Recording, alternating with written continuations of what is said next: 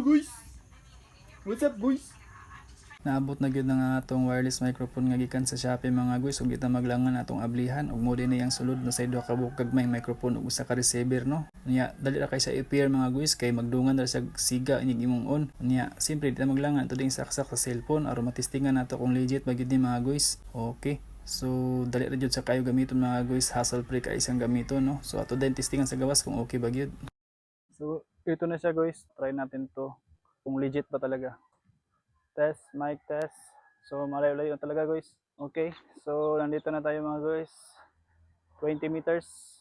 Okay, mic test dayon no mga guys. So legit na legit talaga to mga guys. So ayan. Okay, babalik na tayo guys. Baka malasmagan yung ano natin doon.